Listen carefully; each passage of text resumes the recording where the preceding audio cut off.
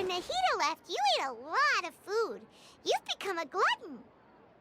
That just means you still have a lot to learn from Master Paimon, the Sage of Gluttony. All right, since you're awake now, should we go and have a chat with Nahida? She should be in the academia right about now. If you have any questions, now's your chance to ask.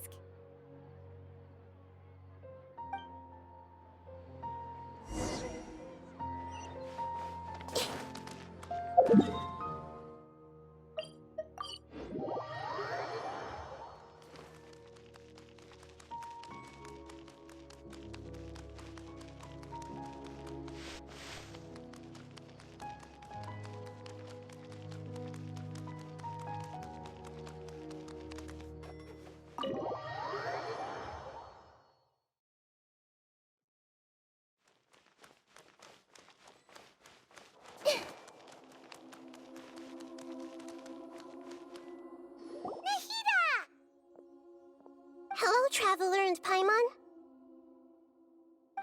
What a fantastic night.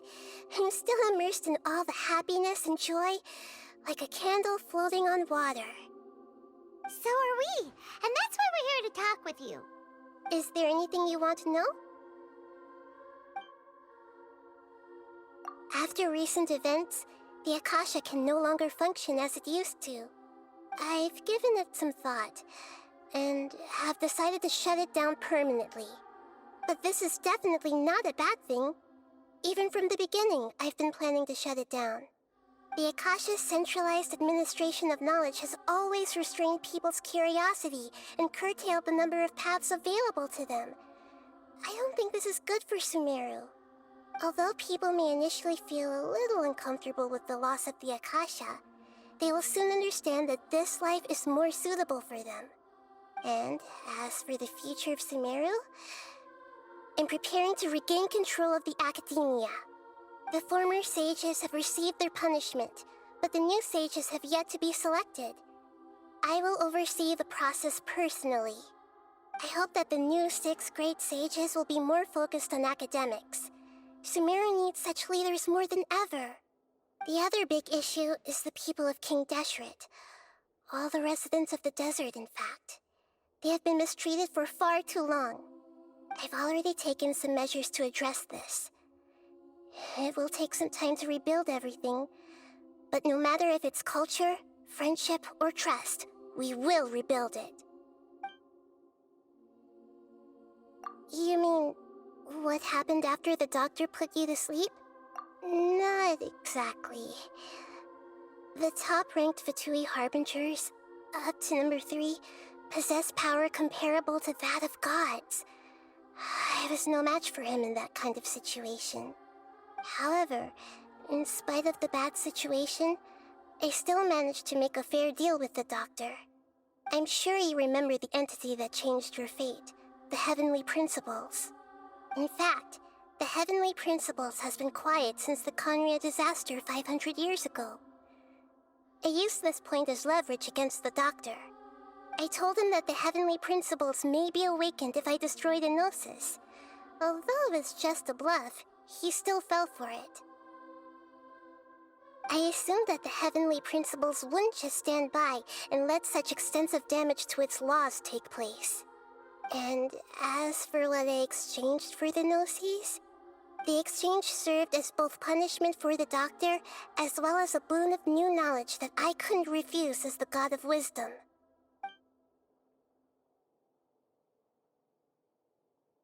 He's still in a coma. I've hidden him like how one would hide a feather. I know you have many misgivings about him, but as someone who had become a god, he has retained a number of very useful features. Don't worry, I'll keep an eye on him and make sure he doesn't do any evil. In addition, there are still some mysteries left in him. Some things may be very clear from my perspective, but he is still yet to understand them himself. His future will be determined by fate.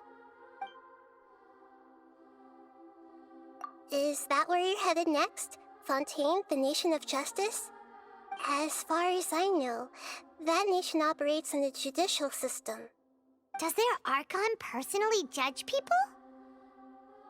No, there's a Chief Justice in Fontaine.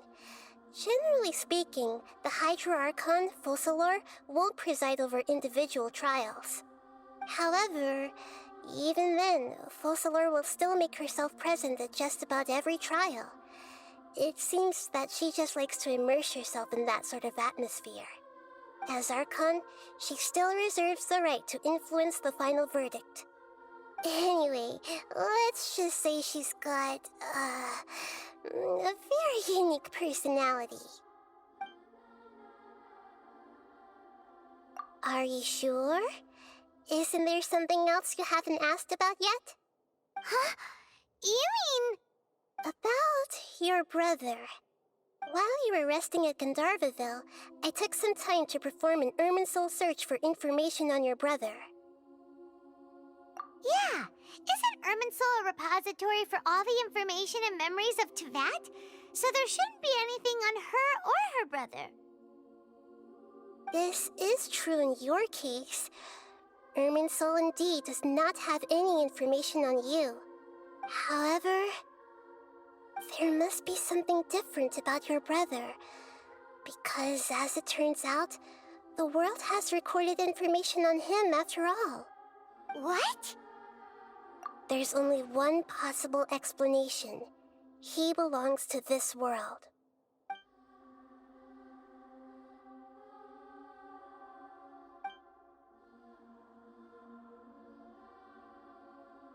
But nothing about this makes any sense!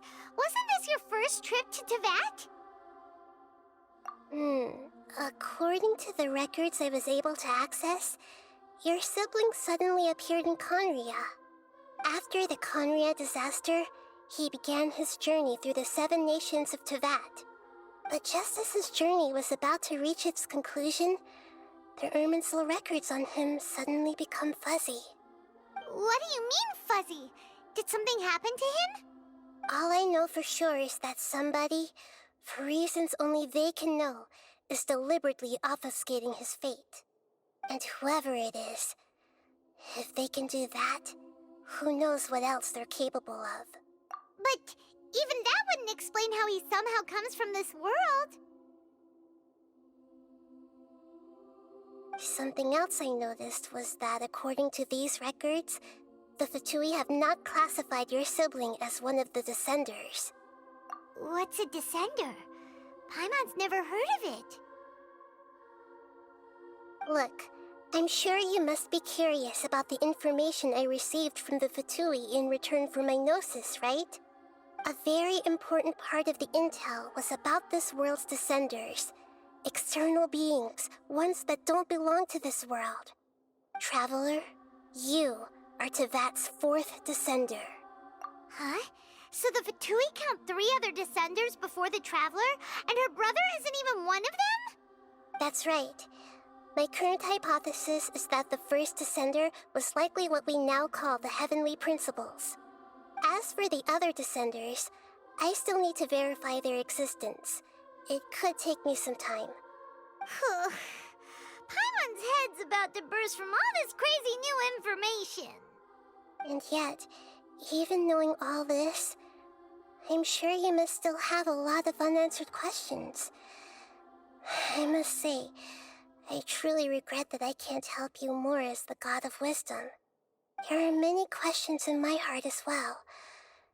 I will need some time to go through each one of them. And soon, you'll also begin your journey anew and depart from Sumeru. I'm very interested in your future. It's a journey that can't be observed or recorded by this world. If fate is the ultimate knowledge, then your future will be the ultimate fate. Paimon's sure glad we got to meet you, Nahida. The pleasure is all mine. I can't thank you enough. Alright, that's enough talk for today. If you ever miss me, just close your eyes, and maybe I'll appear in your dreams.